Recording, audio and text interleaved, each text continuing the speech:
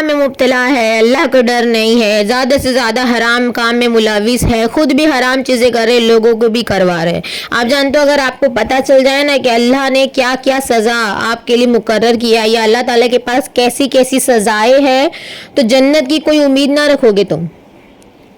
سوچے آپ صلی اللہ علیہ وسلم فرماتے ہیں اگر مومن کو معلوم ہو جائے کہ اللہ کے یہاں کیسی کیسی سزائیں ہیں تو جنت کی کوئی امید نہ رکھے، اور اگر کافر یہ جان لے کہ اللہ کی رحمت کتنی وسیع و عظیم ہے تو جنت میں پہنچنے سے کوئی بھی نا امید و مایوس نہ ہو. اللہ اکبر. اب دیکھیں اللہ تعالیٰ کا برابری کا لیول، دونوں طرف برابری، ایک دم انصاف، ایسا انصاف جو آپ کو اللہ کی سوا اور کہیں نہیں ملے گا، صرف اللہ ہی آپ کو انصاف دے سکتا ہے.